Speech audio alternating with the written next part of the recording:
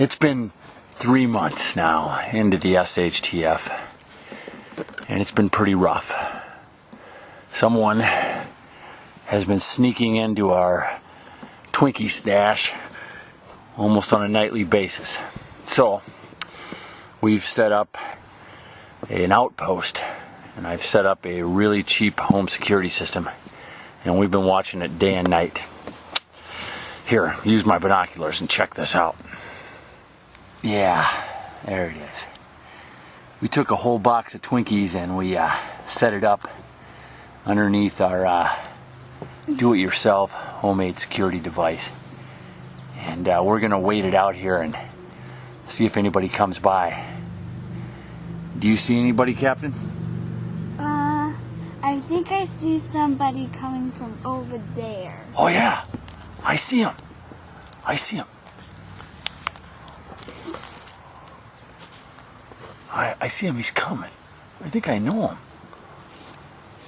Oh yeah, he's coming. I think I see him. We'll get him tonight. Oh yeah. Well, he's taking the bait. I didn't know if this would work or not, but we'll finally get him. I hate to do this, but... Yeah! We got him! Man. Hate to see it come to that, but you gotta do what you gotta do.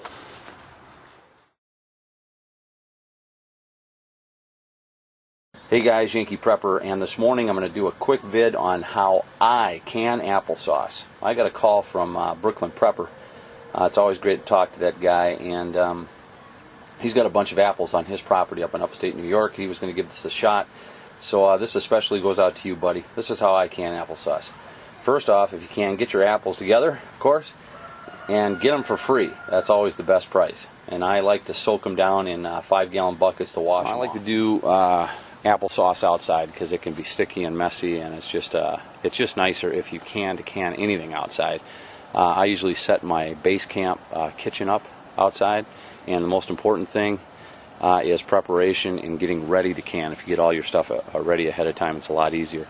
The first thing I do is get my table set up and bleach everything down and then wash it off with the hose. You're going to need some sugar if you want to sweeten it up, and a couple nice clean towels and some cinnamon. At least that's what I like. 3-burner stove. I always put some extra water on. I've got some applesauce left over from yesterday that I've started already. I'm going to fill that pot up. I've got my turkey roaster burner on, and that's my water for bathing. All this is run on propane, and again, this is just my base camp for camping. I just set it up outside. I've got this old Roper stove that I keep outside just to store like matches and my charcoal inside, and I also use it for canning outside. It's got a nice surface on top. Again, I bleach it down, wash it off, then I set up my cutting board, and the most important thing for doing canning is your skinner and corer. These cost, I think, $12 at Walmart or wherever you can pick them up, less than 20 for sure, and I wouldn't even attempt applesauce without this thing. This thing is pretty easy to operate. Saves you a lot of work. Unless you have about 15 grannies to do it for you. So it cores them up real nice and skins them for you. And then I'll split that apple into quarters and save it up in a bowl, and then eventually dump it into the cook pot. Now these apples, for being free, are in pretty good shape, but you'll want to cut off any of the brown spots or bruises. I had the kids come with me, so they picked up a lot of them off the ground, but they usually only have one brown spot on them, so just clean them up. Once you get a little bowl of them together, throw them in the cook pot to start cooking. And I wanted to say a few things that for applesauce, a few tips anyway. It's best to have at least 2 different varieties. You know, a sweet and a tart works well, but it's nice to mix it up. It adds a lot to the flavor. And apples, tomatoes, anything with high acidity, those are the easiest to can. Acidic fruits, tend to be, super resistant to any kind of bacteria growth. So they're the easiest to can and the safest to can. Apples, especially. Heirloom varieties, both tomatoes and apples, tend to be higher in acidity as well. I just wanted to throw that out at you. So, and I add sugar too. Sugar inhibits any kind of bacteria growth as well. That's why jellies are so safe. But I also keep the lemons around not only to add tartness to the applesauce, but to raise the acidic level as well. You can use vinegar to do that, but obviously lemons are going to give you a better flavor in your applesauce. All right, so we'll pour this in here. And I'm going to give you, oop, there's a seed that must have got away from me. I'm going to give you a little tip. One of the best things that I've discovered from making applesauce that my parents and grandparents and great-grandparents didn't have. It's one of these. Now I usually use this for soups, or if I need to, blend something up real quick, even a malt. It's a pretty handy item. It's called a Cuisinart hand blender. Well, this works great for applesauce as well. Listen up and down, switch it around.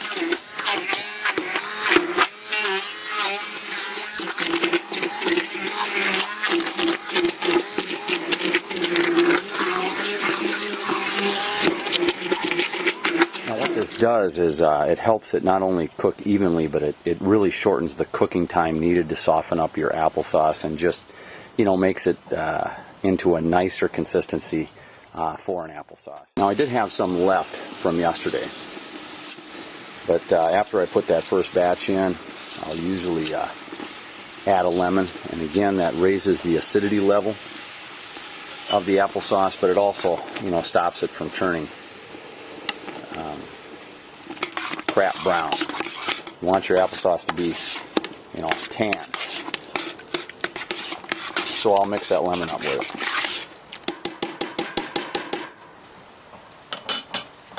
I also save the cores and skins and feed them to the chickens. If you have too much, you can throw them in the garden as well. And what the chickens don't eat, it attracts bugs, which the chickens eat. So there they are right now calling. Now, when I'm doing it, I don't waste time trying to get out that little square. I just cut out the whole thing. You want speed with this deal. So if there's a core left over, give it to the chickens, or give it to the bugs, or give it to the garden. But when you're going through this, I'm trying to get speed up so I can just get through it. So I just take hunks off and then cut the rest of the good stuff. Okay, with everything, and especially with canning, the more hands makes things a lot easier. And if you can get your family to help out, usually, unless you have a grumpy partner syndrome, you will make it a lot easier to get things done, and it's actually a fun family activity. And once you get your family involved or your friends involved, you should immediately promote yourself to a supervisory position. Alright, now we're going to add some sugar. You do your taste testing whether you want to put cinnamon in or sugar. Now we all tried a little bit of this and we thought it was perfect, but just to make sure the acidity level is up there, I'm going to add a cup and mix it in. Okay, our water bath canner is 7 quarts. So after a while you kind of get good at being able to judge how much applesauce is in the pot to fill those 7 quarts, and we're there. So we're just going to let this cook for about 20 it's on 20 minutes. It's on a simmer right now, and keep stirring all the time because you don't want it to burn. So give it a good stir and then let it simmer. Give it a good stir until you're ready. Now on the inside, I've started the sanitize mode on our dishwasher. I've got 7 quarts and some pints in there as well in case we have a little extra, and our lids and caps are in there as well. Alright, my jar's finished with the sanitize mode, and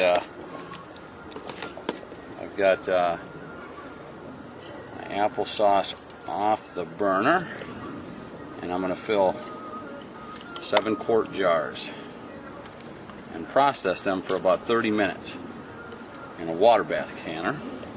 And what's real nice about that hand blender is that it gets it to a consistency where you don't have to really worry a lot about air bubbles as well. Get this up to about a ½ an inch. Now you want to avoid splashing this on you, because believe me, it's hot and sticky and it's like napalm. Just keep on going. This is where it really helps to have a couple people. And what I do to get the air bubbles out is just spin the jar, and that'll bring the air bubbles to the top, and then leave about a ½ inch of headspace. Put your lids on and screw your caps down. Alright.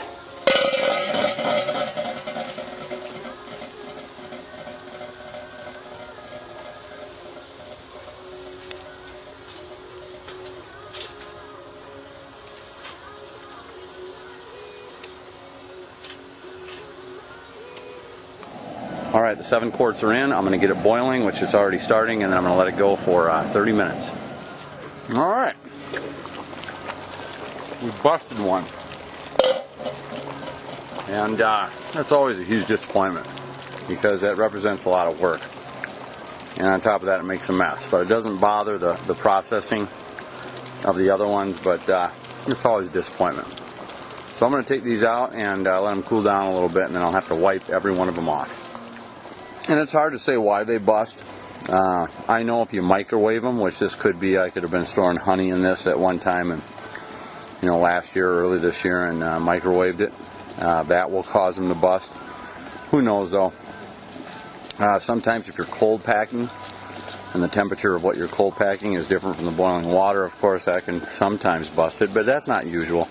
It's a rare thing, but it happens. It sucks, but try not to microwave them. That's my only thing I got to say about that, because that will cause them to bust once they get into the water.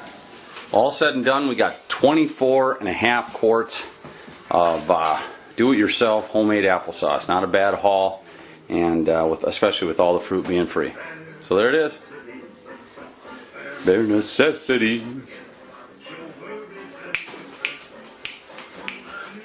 Bare necessities.